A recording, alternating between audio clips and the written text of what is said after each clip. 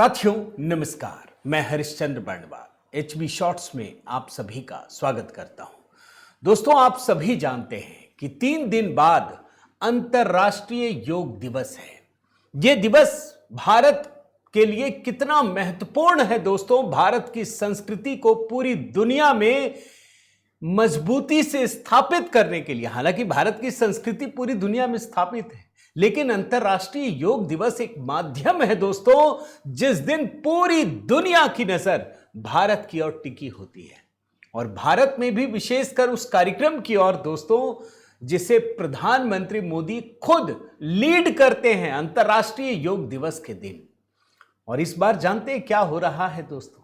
इस बार का अंतर्राष्ट्रीय योग दिवस कोलकाता में हो रहा है, पश्चिम बंगाल की धरती पर।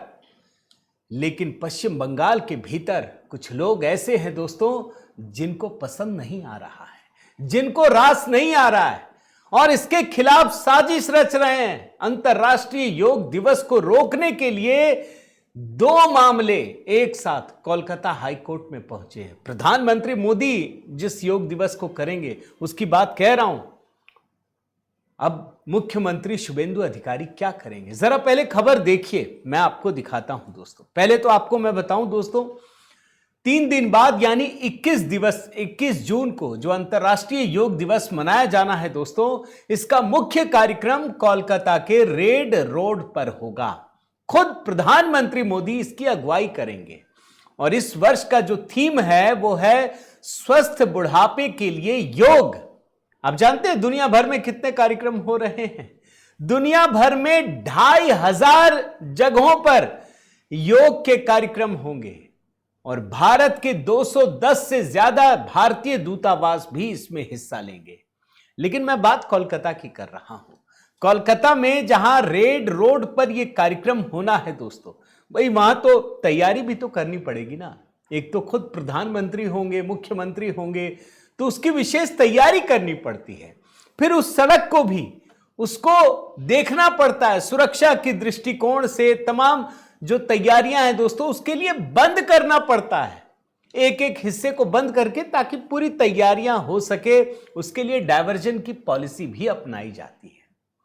लेकिन देखिए हुआ क्या है दोस्तों, कोलकाता हाईकोर्ट में एक साथ 2 अलग अलग मामले लेकर लोग पहुंचे हैं। जो पहली याचिका है वो किसने किया मैं आपको बताता हूं। उनका नाम है अधिवक्ता शमीम अहमद। ये पहली याचिका है। ये कहते हैं कि रेड रोड को 7 दिनों तक आम यातायात के लिए बंद रखने का जो सरकारी निर्णय है वो सही नहीं है। कोलकाता हाईकोर्ट ने सुनवाई के लिए सहमति भी दे दी है। ये जो शमीम अहमद है याचिकाकर्ता, उनका कहना है कि शहर की सबसे व्यस्त सड़कों में शामिल रेड रोड को 1 सप्ताह तक बंद रखने से लाखों लोगों को भारी असुविधा होगी।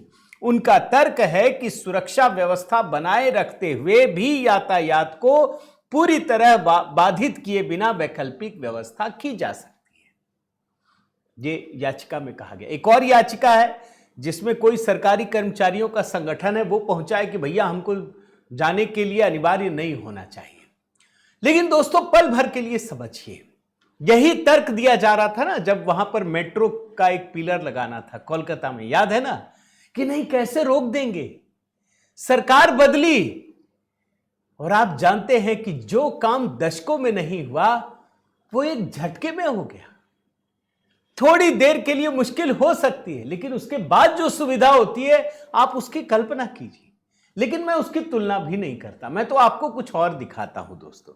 आप भूले तो नहीं है ना भाई, बकरीद के मौके पर या ईद के मौके पर रेड रोड, इसी का नाम ले रहा हूं, कोलकाता में आप जानते हैं ना पूरी की पूरी सड़क को रोक दिया जाता था। क्यों? नमाज अदा करने के लिए। कब से चल रहा था? 107 सालों से। इस बार नहीं हुआ।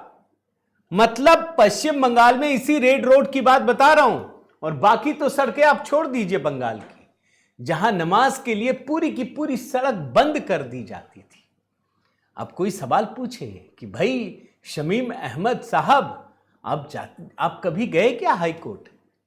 ये पूछने के लिए आप गए कभी कि भाई ये जो रोड बंद कर दिया जाता है उससे आम लोगों को दिक्कत होती होगी। कभी नहीं गए आप, और साल में 2 बार ऐसे मौके आते थे दोस्तों, 107 साल से। कहानी क्या है मैं फिर से याद दिलाऊं, 1919 में शहीद मीनार मैदान पर पानी भर गया। अब पानी भरने की वजह से रेड रोड पर ही नमाज शुरू हो गई, लेकिन बाद में तो पानी नहीं भरा। क्यों नहीं बंद किया गया? और ये इस साल छोड़ दीजिए, पिछले साल तक जारी रही दोस्तों। खुद ममता बनर्जी पहुंचती थी, लेकिन एक अंतर्राष्ट्रीय योग दिवस जिससे भारत की संस्कृति की गूंज और उसकी महक पूरी दुनिया महसूस करती है, वहां इनको दिक्कत है। अब आप खुद सोचिए दोस्तों, ये देखकर भी समझ में आता है कि ये एक बड़ी साजिश का हिस्सा है। इनको भारत की संस्कृति से कोई लेना देना नहीं, इस बात को आप समझ लीजिए।